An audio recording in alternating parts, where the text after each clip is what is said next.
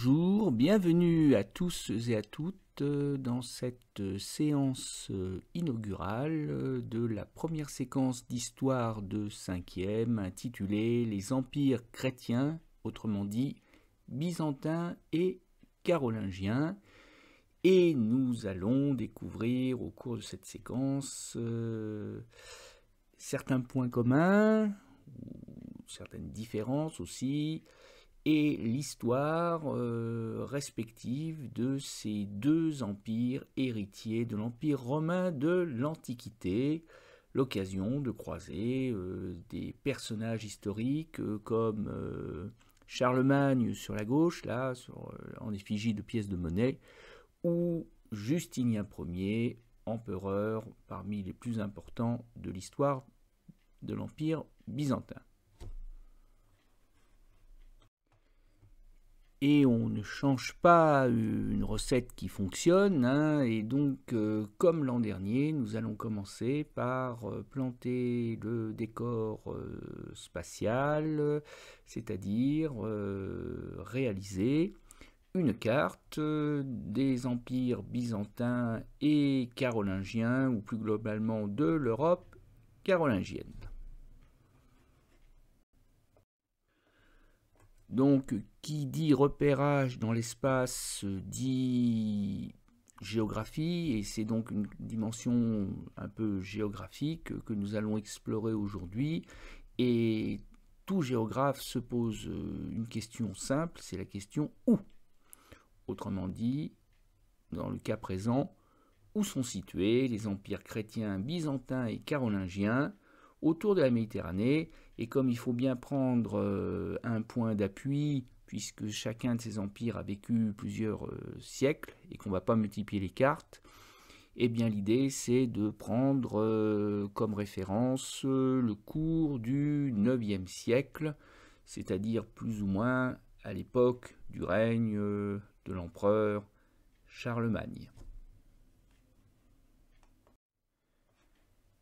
Alors, voici notre fond de carte quasiment vierge pour l'instant, si ce n'est quelques repérages spatiaux tels que les océans et mers. Et on voit qu'on a un fond de carte qui est centré sur la Méditerranée. Et d'ailleurs, ça va être une habitude au cours de cette année, puisque la Méditerranée va constituer le cœur de notre étude en histoire. On étudiera souvent l'histoire des peuples et des civilisations autour de la Méditerranée, un peu comme en 6e finalement. Et donc on voit qu'on a une carte qui est centrée sur la mer Méditerranée et qui fait apparaître la totalité du continent européen, ou presque. Et puis on voit apparaître aussi au sud de la Méditerranée une bonne partie du littoral de l'Afrique du Nord. Et puis plus à l'est, eh bien, on devine la presqu'île de l'Asie mineure, le Proche-Orient. Bref, on est en Asie. Donc on est, d'une certaine manière, à un carrefour entre trois continents.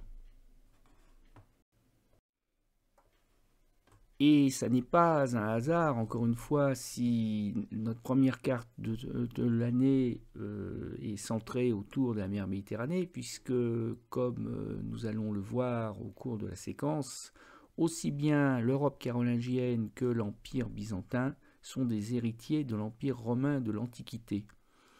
Or, l'Empire romain de l'Antiquité était situé de part et d'autre de la mer Méditerranée, et au point d'ailleurs que la mer Méditerranée était devenue une sorte de lac intérieur pour les Romains, qui appelaient d'ailleurs la Méditerranée avec une certaine fierté Mare Nostrum, notre mer, c'est-à-dire que quel que soit le point du littoral autour de la Méditerranée, ce point du littoral, qu'il soit espagnol, qu'il soit africain, qu'il soit gaulois, grec, italien bien sûr, ou autre, et même égyptiens, appartenaient à l'Empire romain. Alors du coup, si on en revient à notre carte du jour, c'est-à-dire la carte des empires chrétiens au IXe siècle après Jésus-Christ, eh bien, on va commencer à tout seigneur, tout honneur par l'Empire byzantin. Alors, qui n'a pas toujours eu les mêmes frontières au cours des siècles, mais qui présente à peu près les frontières qui sont sur la carte au IXe siècle. Hein. Donc, l'Empire byzantin est représenté dans ce rose couleur chewing-gum. Et on voit que l'Empire byzantin est positionné au nord-est de la Méditerranée. Alors il y a un déséquilibre spatial puisque la majeure partie du territoire de l'Empire byzantin est située dans l'Asie mineure, qu'aujourd'hui on appellerait la Turquie, mais que le reste du territoire, lui, est situé en Europe, c'est-à-dire principalement dans la Grèce d'aujourd'hui, et aussi pour quelques lambeaux de territoire dans l'extrême sud de la péninsule italienne, et puis le littoral qui aujourd'hui est plus à l'est, qui correspondrait à la Croatie en particulier. La capitale de l'Empire byzantin est Constantinople. Et c'est d'ailleurs à Constantinople, et c'est normal puisqu'il s'agit de la capitale, c'est à Constantinople que tout empereur byzantin digne de ce nom, l'empereur byzantin qui porte le titre grec de Basileus, tout empereur digne de ce nom se fait sacré empereur à Constantinople dans la splendide et monumentale église de Sainte-Sophie de Constantinople. Les héritiers de l'Empire romain de l'Antiquité étant au nombre de 2, eh bien, à l'Empire byzantin, il faut ajouter en Occident, c'est-à-dire en Europe de l'Ouest, quelque part entre le fleuve du Rhin au nord et le fleuve de l'Èbre, fleuve espagnol de l'Èbre au sud, traversé par le fleuve du Rhône d'ailleurs, un autre empire, qui est donc l'Empire d'Europe de l'Ouest, hein, puisque l'Occident, ça veut dire l'Ouest. Là, nous sommes en Europe de l'Ouest. C'est cette grosse tache de couleur jaune-orangé sur notre carte, et qui correspond, alors, dans un premier temps, au royaume franc de Charlemagne, quand Charlemagne ne s'appelait d'ailleurs pas encore Charlemagne, c'est-à-dire Charles le Grand, quand Charles n'était encore que roi des Francs. Ça, ce sont les frontières de 768, c'est-à-dire le 8e siècle, mais comme notre carte est du 9e siècle, ça veut dire qu'on va devoir rajouter d'autres territoires qui se sont ajoutés à ce royaume des Francs pour former l'Empire carolingien. Et ces territoires conquis par le roi des Francs Charles, qui deviendra donc plus tard empereur, et qu'il a conquis à la pointe de l'épée, par la guerre, eh bien ces territoires sont en jaune vif, en jaune citron. Alors on les trouve sur la périphérie, sur l'extérieur du royaume franc, bon ça paraît logique. Un petit peu au sud, à hauteur de la montagne des Pyrénées, c'est-à-dire cette région qu'on appelle la Catalogne, avec la ville de Barcelone aujourd'hui en Espagne. Mais l'essentiel des conquêtes des Francs et de Charles sont plutôt situés à l'est de son royaume, à l'est ou au nord-est, avec en particulier la région de la Saxe, peuplée de ces intraitables Saxons auxquels Charles mènera la vie dure pendant une guerre longue de 25 années, avant d'arriver enfin à les conquérir, mais aussi plus au sud, qui correspondrait au sud de l'Allemagne aujourd'hui, la Bavière, sans oublier le nord de l'Italie avec la Lombardie. La Lombardie correspondrait aujourd'hui à la région de Milan. Les Lombards sont les Italiens du Nord qui vivent dans la région milanaise. Bon, et donc cet ensemble de territoires de conquête qui s'ajoutent au royaume franc dont Charles a hérité vont former l'empire carolingien.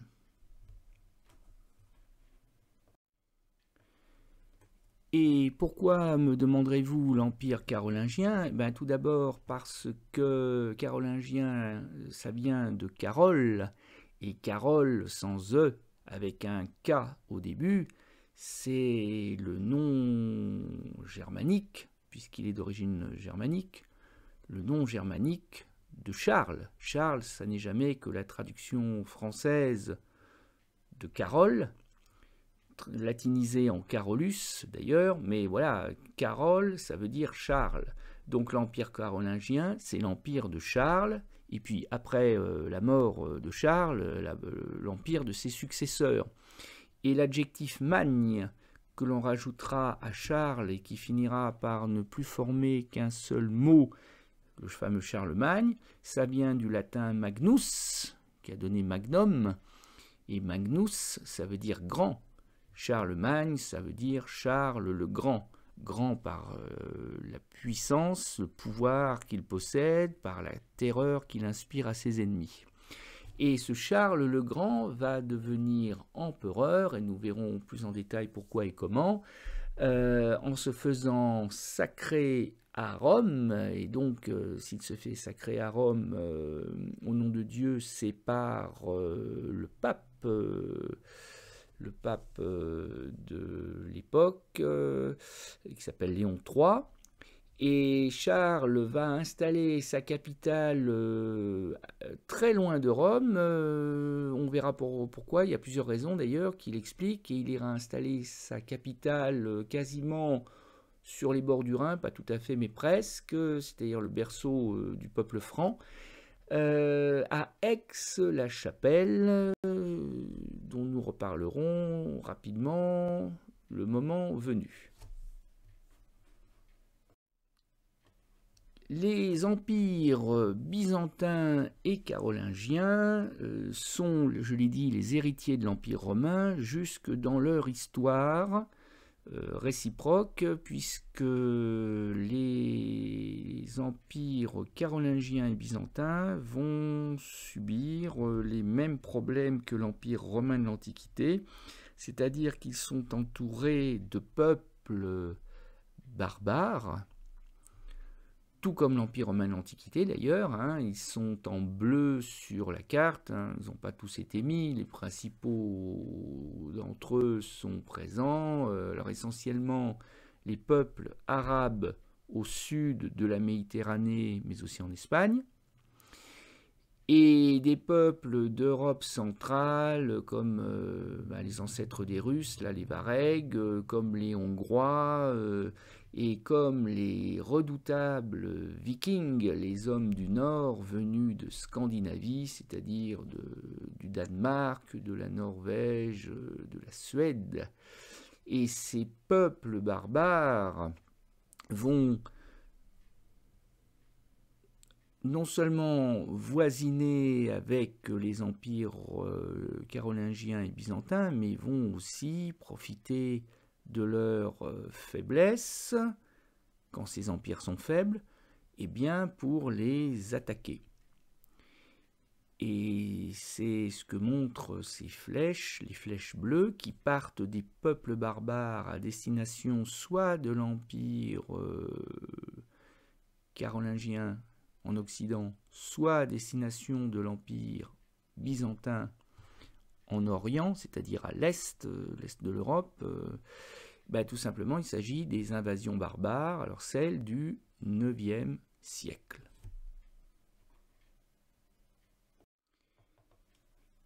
Et d'ailleurs, sans raconter toute l'histoire,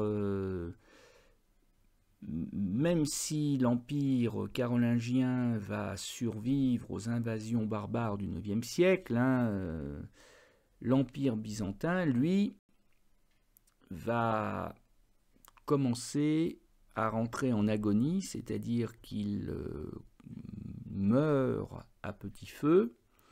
Et même si l'empire byzantin va survivre jusqu'en 1453,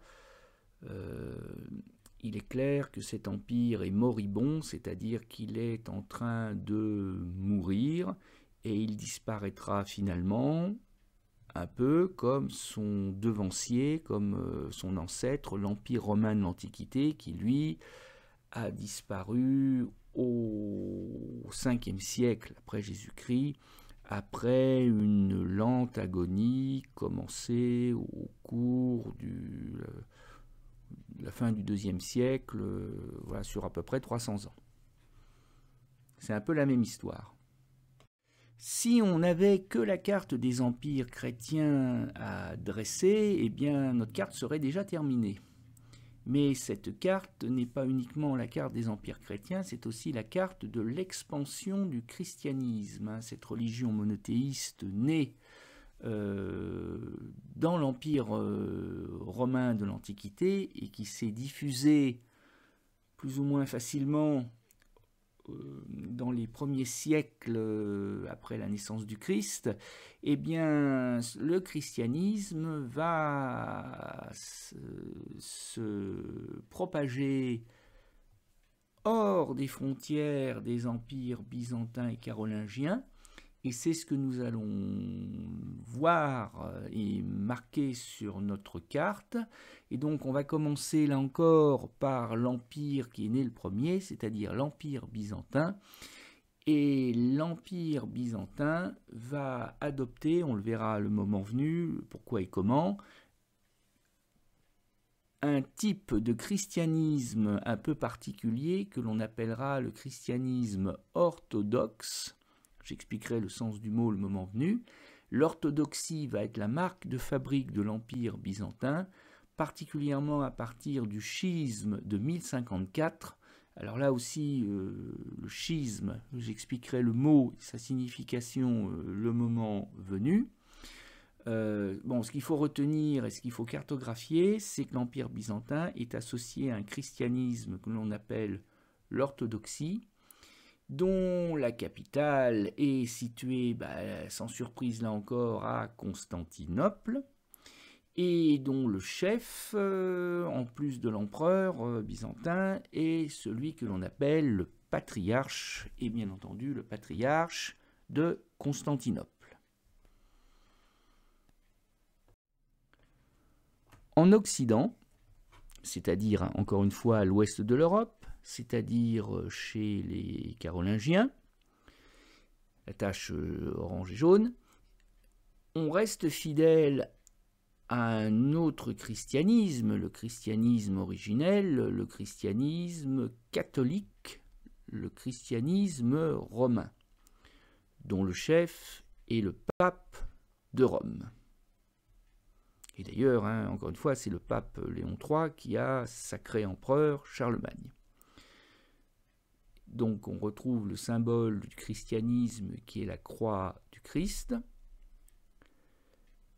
Et on voit déjà sur la carte que le christianisme a même déjà un peu débordé les frontières de l'Empire carolingien. Il s'est déjà répandu en Irlande et sur l'île de Grande-Bretagne.